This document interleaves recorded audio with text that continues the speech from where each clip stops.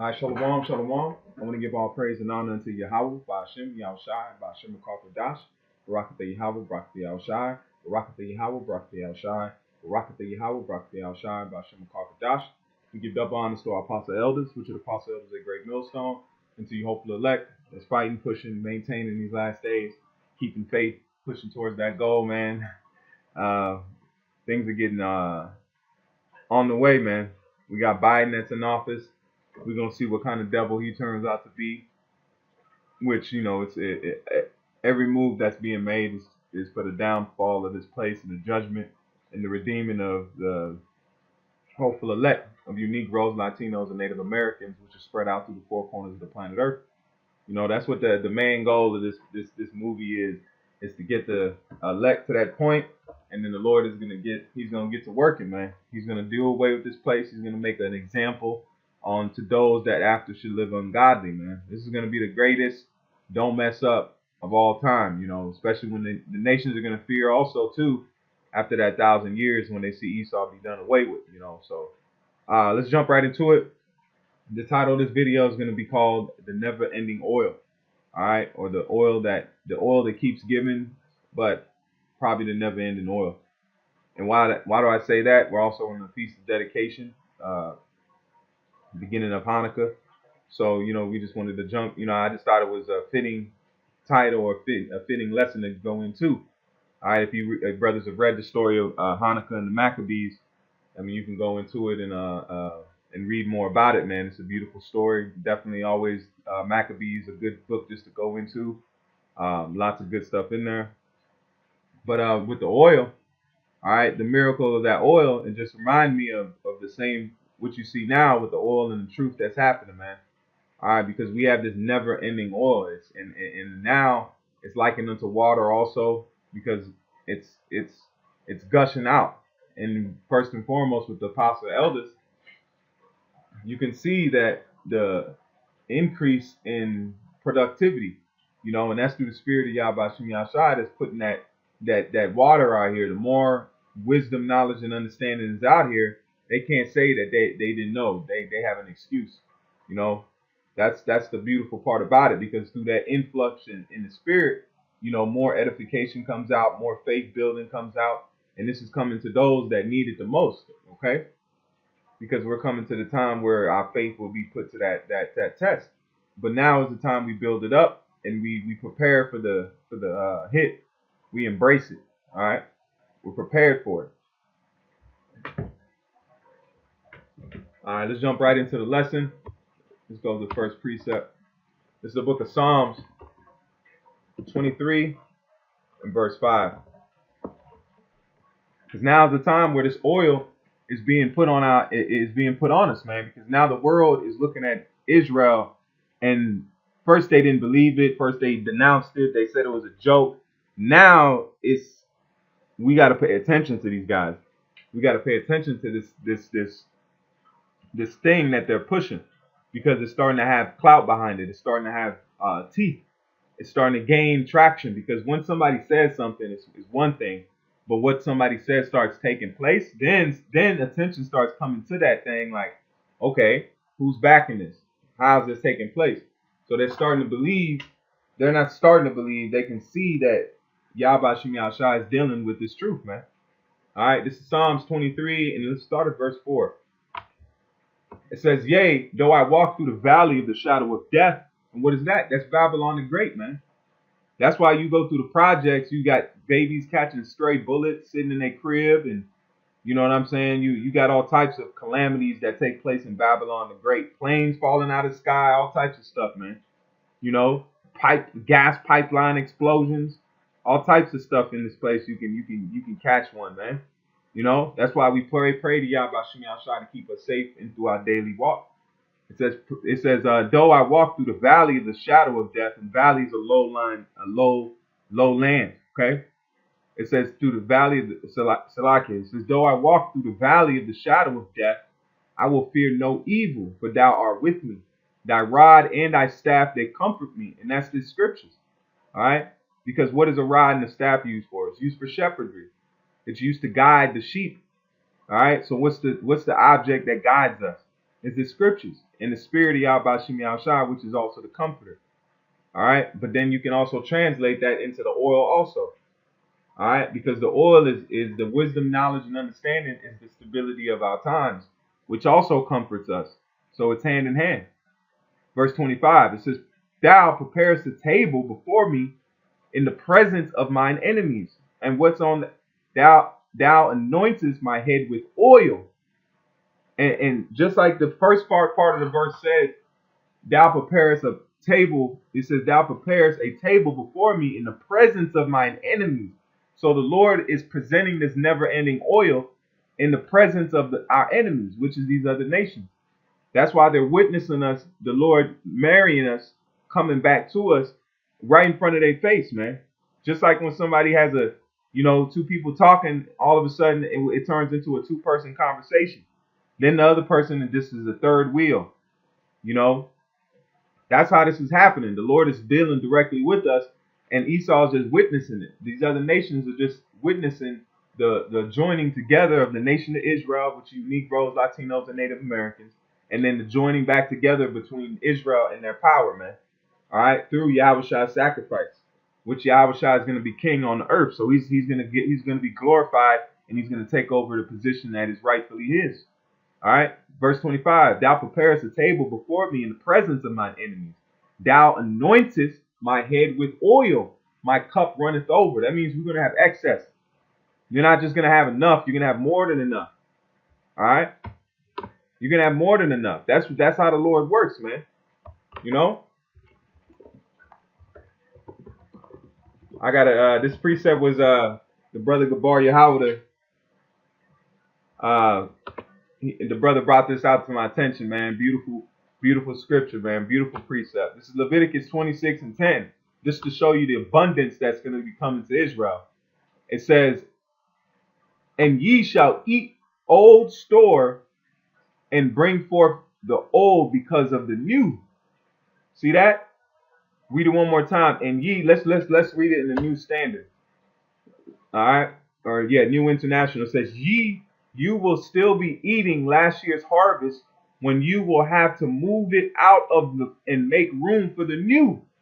So that's what's going to happen. The Lord, we won't even get done with the blessing that we are currently dealing with, before here comes another blessing. Once you're dealing with that blessing, you got to wait about a few days to catch up to all the blessings, man, just to feel into the fullness. By the time one blessing comes, here comes another blessing. Then here comes another blessing. Just like the oil, man. Just like now.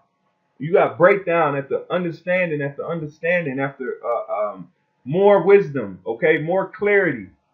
You have brothers going into customs. That's more oil. That's more water. That's more of us diving into the scriptures, man. So it says we're going to have to eat the old to make room for the new. So that's how the Lord deals. He's going to bless us, man. When we get to our fullness, he's going to continue to bless us. We won't have to worry about these wicked bodies. We'll be perfect, man. We won't have to worry about sin entering into our minds. We'll be made whole. We'll be made perfect again. We'll become that wife without spot. We'll be able to put on our wedding garment with a smile, man. To know that Yahweh Shem Yahushua has cleaned us up, man. And Yahushua is going to be joined to us in that everlasting ceremony, that communion. Okay? Read it one more time. And it says, let's go to the New Living Translation. You will have such a spurless of crops that you will need to clear out the old grain to make room for the new harvest. Next one, you shall eat old store long kept, and you shall clear out the old to make way for the new. So that's how it's going to come. It's going to come a blessing after blessing. That's why it says, while we yet speak, he going to answer. Because that's how the Lord gets down, man. Once we're on his good side, just like the Lord is extreme he's perfect. He's perfect. He knows good and evil. He controls good and evil. So just like he turned to us for bad, now he's going to turn to us for good, man. Let me see if I can't find that. Bear me 1 second.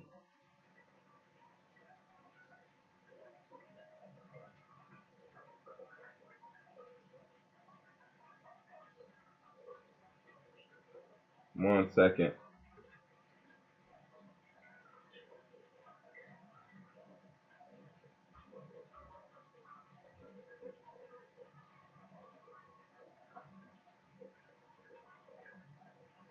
Because he's coming back to us and he's going to redeem us in a way that these people aren't expecting. You know, they're not expecting our power to come back to us in such a manner, man, because they thought we were a beat. That's why if you read Wisdom of Solomon, the 5th chapter, you'll see where it says they thought our end to be without honor. That's how bad Jake is. That they just thought we were gonna get a shitty deal even when God came back. That's how you know we were looked down upon, man. You know.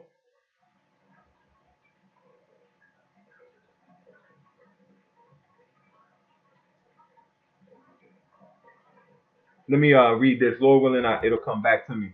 And it says, "Thou preparest a table before me in the presence of my enemies. Thou anointed my head with oil. My cup runneth over. Surely goodness and mercy shall follow me all the days of my life, and I will dwell in the house of the Lord forever." All right, and that's where you see David is gonna fulfill that. He's gonna be in the Lord's house. That's why I said, "Let me be a doorkeeper in the house of the Lord," man. Even though he's not going to be a doorkeeper, but that's the attitude that he has. He just wants to be in there and make it. Like all of us have, man. Once we season, we just ready to go home, man. You know, we just ready to go home. We ready to see the sunrise in the land of Israel, and ready to do away with these vile shells, you know, and put on our glorious garment, man, our glorious apparel. You know, have our children roam free, not have to worry about the oppression that we live through, man. It's in Psalms 45 and verse 7. It says, "Thou lovest righteousness and hateth wickedness." See, that's why the Lord put us away, because we are wicked. He made us to be wicked, but then he loved righteous. So once he makes us righteous, he's going to love us again. He loves it. All right, let's look up what that word love is. So there's going to be no room for any hate, because the Lord, ahab. And it says human love for another, including family, sexual, human appetite for objects such as food, drink, sleep, wisdom, human love, act of being a friend. That's why what comes to my mind is Abraham. All right. Abraham was counted the friend of the Lord. So we translate and got that blessing. Because the Father, he lives forever. Abraham came and go to the spirit world, come back, go to the spirit world, come back. But that blessing remains on Abraham. Abraham don't got to redo it. The Lord just gives him that blessing when he comes back and finds a way to friend him. That's why he says, "Teach thy child up when he was young, he will not depart from it." So that's why the Lord tells us to teach our children that, because those are the prophets coming back in the reincarnation. So those prophets can learn of the scriptures and have it as a young child and grow up with it until they be brought to the Lord, and then the Lord deals, man, and he sort of takes over. That's why if you see the situation with Yahweh he had the spirit on him at an early age. You know, he had a spirit on him at an early age. He had a inkling for the scriptures. That's why when his mom, when they went to the Passover service, and he sort of stayed behind, he went to the temple, man. He wasn't talking about playing. He wasn't talking about chasing no skirt. No, he went to the temple, man. That was what was in his spirit. He wanted to go to the temple and deal. Okay, and some of those, you got to think, he grew up, and some of those he battled them, man, as a child, and then grew up as a man, and still was battling men in that office, man. Not the same man, but there's men in that office. So that's why it says we have the spirit bear witness with our spirit.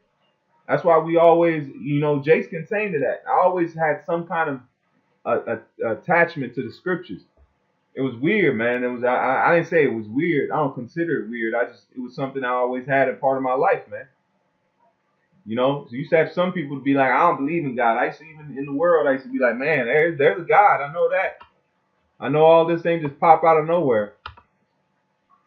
Let's read it one more time. It says, "Thou lovest righteousness and hateth wickedness. Therefore, it says, therefore thy power hath anointed thee with the oil of gladness above thy fellows." And that's the oil, is wisdom, knowledge, and understanding.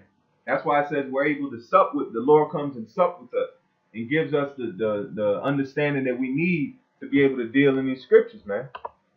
But if you look at somebody else that tries to come in these scriptures and understand it, just like vocab. Vocab is a prime example. He's the flavor of the month. That's pretty much all he is. He's been lingering around for a while, but it's just when he's a prime example that everybody knows of. He tries to get it, tries to understand it, but it just falls short. But then he tries to ridicule us and make fun of us. If we crazy, why you keep dealing with us? Why you keep making videos on us? You ever heard the saying, "Don't beat a dead horse"? If we just bugged out crazy individuals, why you keep? Well, what does that say about you? What does that say about you, man? It says, "Answer not a fool according to his foolishness." So you ain't supposed to deal with a fool like that. So if we these crazy nuts, like you say, and we got this off doctrine, let us be. After the first and second admiration, he is a heathen man. That's according to the law. So why you keep going, man? All right. But let's jump right into a couple more precepts and we'll close out. This is Luke 4:18 because the oil is here, man. If we read Matthews, you see that the oil was given to those wise virgins. This is Luke 8:4-18. It says, "And the Spirit of the Lord is upon me, because he has anointed me to preach the gospel to the poor." And who's the poor? You Negroes, Latinos, and Native Americans. Even though you might have some that are doing well, that don't make you rich. Just like you might have Floyd Mayweather's a myth. That he does not represent the large majority of our people. Okay, he's a what's it called? He's an exception to the rule, but he's catching his own personal hell. That money right there is there for him, and to that can be cursed too, man. Because then you live a lonely life being that rich, man. Nobody really likes you for you. They especially if you've been rich a long time, then it's really hard for you to get true friends because you've always had that money. So everybody's always liked you because of the money. So nobody's really dealt with you. Like that's why you stay close to your family, because your family they knew you before you had the bread, man. All right, and let's read it again. It says, "The Spirit of the Lord is upon me, because he hath anointed me to preach the gospel to the poor. He hath sent me to heal the brokenhearted, to preach deliverance to the captives, and recovery of sight to the blind, to set at liberty them that are bruised." And this oil is doing that. That's why you said, what? Faith cometh by hearing. So once somebody hears it and they believe it, then the Spirit starts dealing with them. But you have to be taught. You must be taught. Just anything you do, you have to be taught. You can't go to a so-called like tile setting. You can't be a tile set. You can't just go and just start setting tile. No, man. You got to know how to level out the tile. You got to know how to go with the floor. The floor is not leveled. You got to measure to make sure you're in the middle of the room. Just those different things that you have to learn by the trade. You can't just go in there and just wing it. You might do a so-called all right job, but once you critique that job and go into that job, then there's error. You make something look good, but if you do it right, you don't have to make it look good. It will look good. All right. And it says to preach this acceptable. It says to preach the acceptable year of our Lord, and Yahushua's coming, man. He's mad as hell. He's gonna judge Esau. He's gonna fix the planet Earth, which he made. All right, with the angels, the Elohim, the powers, and he's gonna fix this thing, man. He's mad as hell, man. It's only been 2 days since he came off that cross, man, and he still has the body that they've messed up. But he's not coming as a man, so you could try to put him on the cross or do something to him. He coming as a powerhouse. He's coming as a juggernaut, man. He's coming as a angelic force, man. That's gonna be something that, hey, and that's what we're waiting on, because that's our ticket out of here, man. That's our family, man. That's our loved ones. People are gonna be scared of those chariots because it's not for them. Because we've been scared this whole time. Now it's time for them to be scared of something. That's our backup force. We don't need no guns. We don't need no armies. We don't need no jets. We have angelic forces that are out of this planet. They're out of this Richter, man. They're gonna come down here and they're gonna show out. The world is gonna see and know, no, don't mess up. Because this is what you're gonna have to deal with. If you mess up bad enough, you won't have to answer to these angelic forces. You have to answer to us. Because the Lord gonna give us that power, man. He's gonna give us the abilities to protect ourselves. Just like we didn't have the ability in slavery because it wasn't that time yet. We had to go through the bondage so we could be fine. We could find slavery was our breadcrumb, man. Slavery was a way to find us ourselves again. It was a harsh breadcrumb, but it's still a breadcrumb nonetheless. So as we pick up that breadcrumb, we find our way back to where we was, the Israelites, who we was before slavery. All right? And Yahweh Shem Yahshua is doing it in such a beautiful way, man. So Lord willing, this is edifying. Like I said, I had like a precept, another one, but I think the point is there. All right, the never-ending oil, it's going. This is the oil that doesn't end. Hey, some of y'all brothers know that you can tell your age if you know that song, but yeah, man, Lord willing, this is edifying, and it's a beautiful thing that we're part of, man. Kal halal, Yahweh Shem Yahshua, B'Shem Karkadash, and we give double honors to our apostle elders and to you hopeful men out there. Keep fighting, maintain, keep the faith. Till the next time, shalom, shalom.